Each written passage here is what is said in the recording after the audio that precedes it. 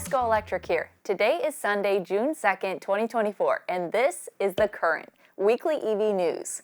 Our goal is to provide the most helpful 10 minutes of EV and electrification stories available anywhere. Apparently, this was the week of unveiling electric sport utility vehicles. First off, Cadillac has released details on their compact 5-seater electric SUV. The luxury automaker says the 2025 Optiq will include a standard dual-motor all-wheel drive system, delivering 300 horsepower and 354 pound-feet of torque. Its Ultium platform is said to offer 85 kilowatt-hours of usable battery capacity for an estimated range of up to 300 miles.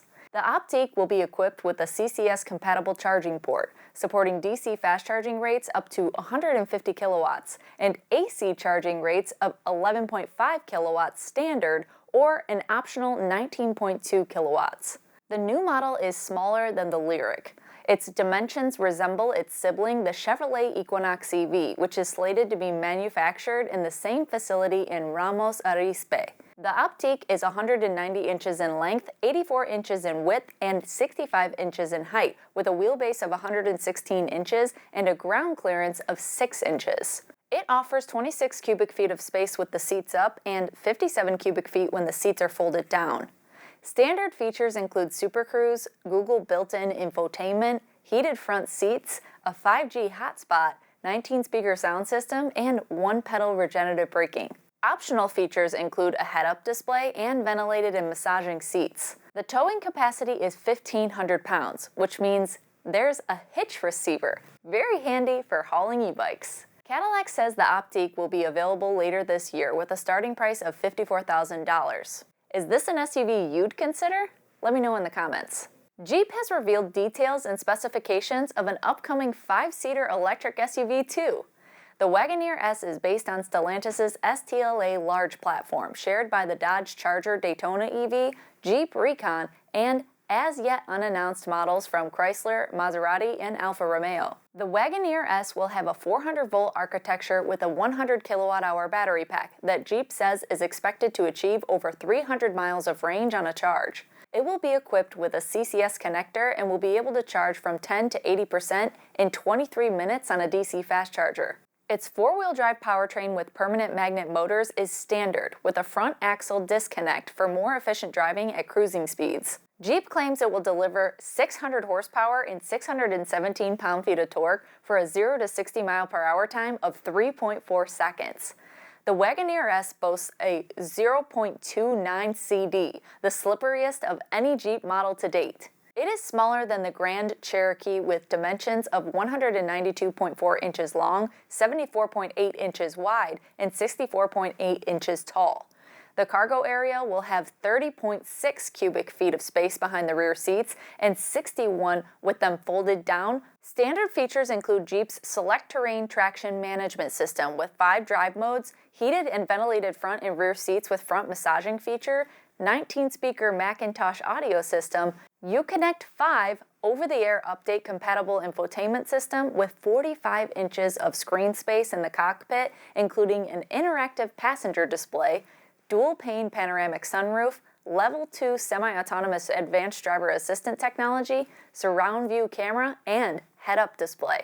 The stated towing capacity is 3,400 pounds. The loaded Jeep Wagoneer S Launch Edition will start at $70,200, with start of production scheduled for the fall of this year. Orders are now open with a $100 refundable deposit. This week, Carlos Tavares, the CEO of Stellantis, also promised a $25,000 EV for the U.S. market. He said, "In the same way we brought the €20,000 Citroën EC3, you will have a $25,000 Jeep very soon." Do you think Jeep will beat Tesla and Ford to market with a $25,000 EV? Nissan is the latest automaker to turn their sights towards gigacasting manufacturing processes in order to reduce the cost and improve efficiency building their new electric vehicles.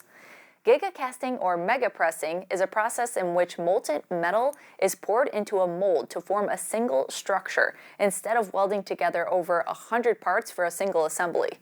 Nissan is expecting the gigacasting process for the rear underbody to reduce the weight of their large aluminum parts by 20% and reduce costs of EV parts by 10%, while lowering overall expenses by 30%, which would save about $1 billion in development costs for 5 future EVs. Tesla pioneered the gigacasting process, and since then, Toyota, Hyundai, General Motors, Ford, and Geely brands Volvo and Polestar have implemented or plan to implement gigacasting into their manufacturing processes. These kinds of EV manufacturing improvements will result in better value for customers, accelerating electrification of the auto industry. Recently, some news outlets have carefully crafted headlines to imply that the EV movement is in peril or somehow receding. Earlier this month, the International Energy Agency estimated that electric vehicle sales will reach about 17 million globally for 2024, accounting for about 20% of new vehicles worldwide. They predict that a record 1 of every 9 vehicles sold in the U.S. this year will be all electric. During the first 3 months of 2024, about 350,000 EVs were sold in the United States, representing a 15% improvement compared to the same period in 2023. That said, the composition of the EV marketplace in the U.S. is changing rapidly. While legacy automakers are doing well, many startups have already failed and some appear to be on the brink of bankruptcy. A few years ago, tremendous malinvestment resulted in capital allocation to startup EV companies with little to no chance of profitability delivering a product. Rather than raising money through a highly regulated and scrutinized public offering, many new EV brands became publicly traded through special acquisition companies. These kinds of organizations hold a stock ticker and serve as a bit of a fast tracking to raising capital on the public market. So far, the track record for EV companies which emerged in this way has not been promising. The stock market overall is currently at an all-time high, but many EV startups are far below their all-time high. We have put together this chart to show how the valuation of several EV companies which emerged via SPAC in 2023 or earlier are holding up today.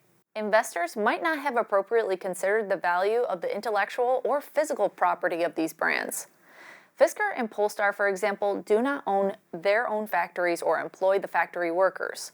Those brands only design, market, and sell vehicles. They largely rely on their partners or parent companies for technology and engineering know-how. Theirs is called an asset-light model.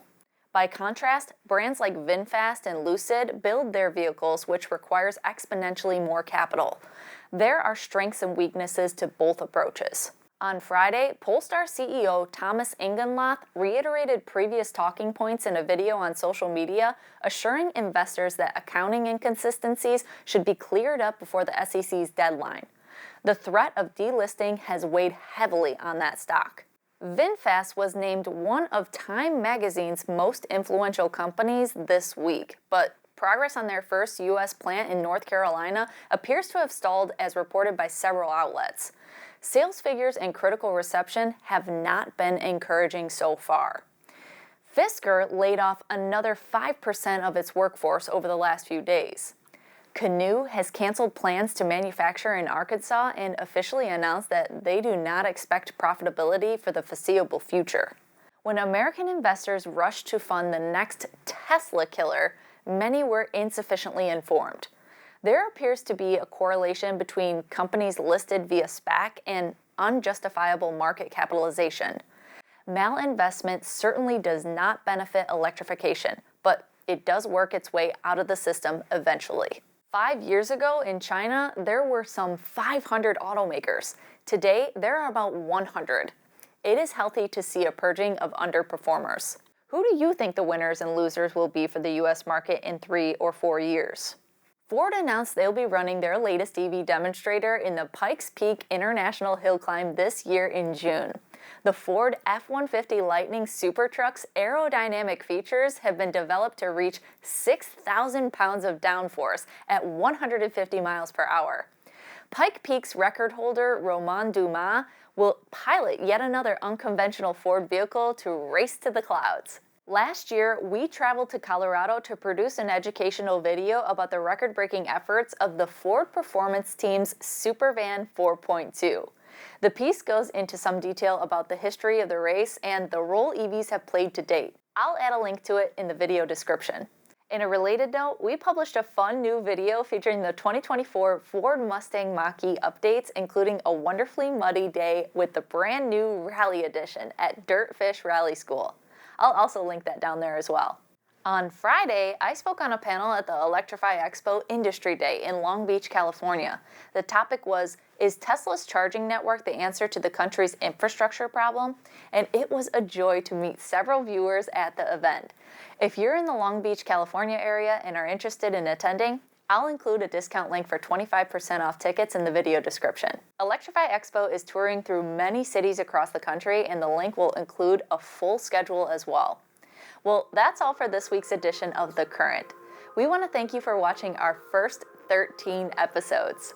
We'll continue to make these videos as we see growing viewership. So if you haven't yet, please consider subscribing and sharing this video if you found some value in our coverage. Thank you so much for watching, and until next time, drive, fly, ride. Go electric.